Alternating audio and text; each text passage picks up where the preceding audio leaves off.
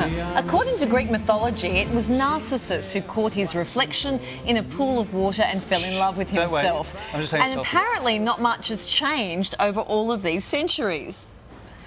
Countless celebrities have been, I like to send that selfie out every now and again, have been accused of displaying narcissistic traits, from socialite Paris Hilton and rapper Kanye West to former Prime Minister Kevin Rudd. Linda Evangelista famously said she didn't get out of bed for less than 10 grand a day, and Carly Simon was driven to write that 70s hit, You're So Vain. So, what's the difference between a bit of healthy self-love and narcissism? Yeah, for more, we're joined live by psychologist Sabina Reid in Melbourne. Hi, Sabina. Hey, Sabina. Good morning. So tell us exactly what is narcissism. Look, narcissism is really a less extreme version of what we call narcissistic personality disorder. And narcissism is really when you have an inflated sense of your own importance and a need for deep admiration from other people for everything that you do. Okay, so we just took a shot of someone there. What are some of the key signs that people can look for in their friends, particularly in the TV field, and family, or even themselves, about narcissism? Key signs. I think it's important, Larry, to recognise that it's not just celebs, but we see this in our families, in our colleagues. They believe they're better than anyone around them. They tend to fantasise about power and success.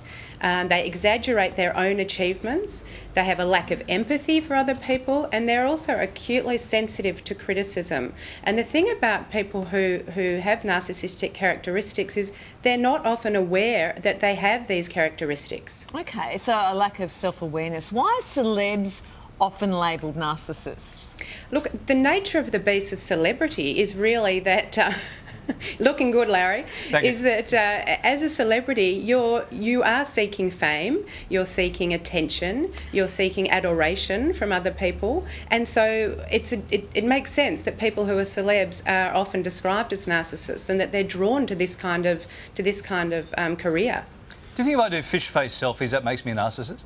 I don't want to diagnose on camera, but I think you're heading down a slippery slope. Is the stereotype that narcissists are loud and outgoing true for everybody? Because you can be loud and outgoing and enjoy, good conversation and being the centre of attention without being a narcissist, can't you? Can I? Absolutely. So you can be loud and outgoing and gregarious and not be narcissistic. You can also be quiet and have narcissistic characteristics, because some narcissists tend to brood, they're full of resentment, they're quietly plotting their revenge and their anger and resentment at other people. So it's not an outgoing or not outgoing dichotomy that dictates narcissism. Okay, high-profile leaders have been accused of being narcissists. Yes. Why do you think that is? It's a little bit similar to the celebrity idea, that people who are drawn to, not all people, but a lot of people who are drawn to leadership want to be followed, want to be in power, want to be successful, and want people to notice their good work. So they're drawn to these kinds of professions where they are in the spotlight, they are in power. I can actually see myself in the reflection of our coffee table. When is narcissism damaging, do you think, for me? What do you think, Larry? Well, I think it is. Yeah.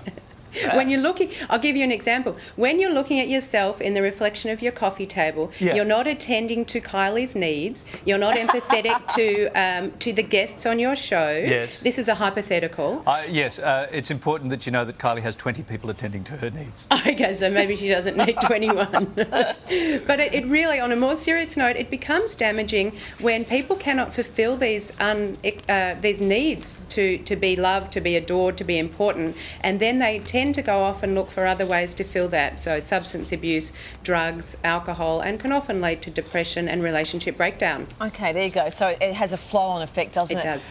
I think we need to talk about social media, because, I mean, that is just a vehicle for it, where people didn't have a vehicle before, unless you were on television or running the world. Now everybody can, they put their highlight reels on social media.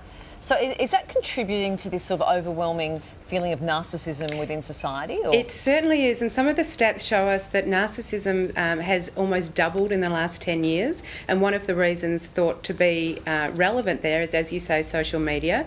Facebook has been shown to have many people. There's been studies showing that a lot of people on Facebook have narcissistic characteristics, and as you say, it's the perfect fodder for people to showcase what's good about their lives, what's important about them when they look their best.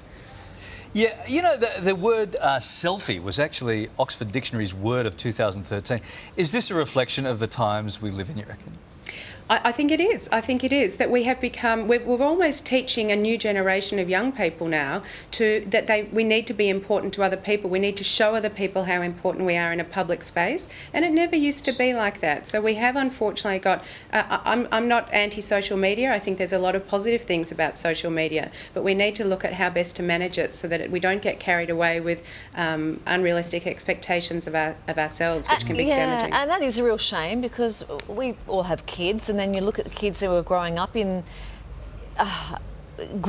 this, and we, of course, never did. So what do we do about the kids, Sabina, to try and teach them the right way and that this stuff isn't really important? It's really difficult. It is. But what we know about people with narcissism is that they're not securely attached or have not been securely attached to people in their lives. They don't feel good about themselves, and so they're not able to assess really what they do well and what they don't do well. So I think in answer to that, Kylie, we need to help teach our kids that they have strengths and they have challenges, and it's a more realistic view of ourselves, so that it's okay sometimes if you want to share on social media, perhaps sometimes share what's not working for you on social media. That's a more authentic view of self than just how amazing my life is and how wonderful I look and how flat my abs are. Sometimes I have down days too.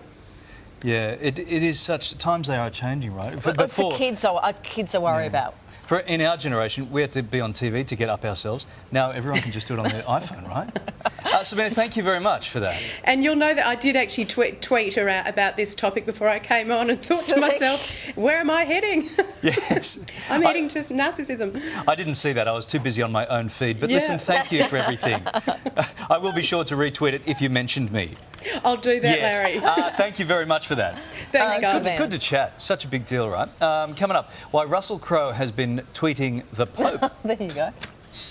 Daniel's Direct is back on the morning show this morning with the amazing Flavorstone cookware. Now, they've got some brand new features and brand new colours, and Erin Jane is here with what she says is one of the biggest and best deals yet. Good morning. Hello, Glenn. Today is the day to get Flavorstone. I have a limited offer which is only available for the next 10 minutes. The clock is counting down. Call 1300 326 697 and you will get a Flavorstone 4-piece master set absolutely free with the Flavorstone Essential set. It has even more features. Don't miss out on this one. We love things for free on the morning show. A full 4-piece master set for free. That's right. And Flavorstone lets you cook oven meals on your stovetop. In fact, watch as I pour this cheese straight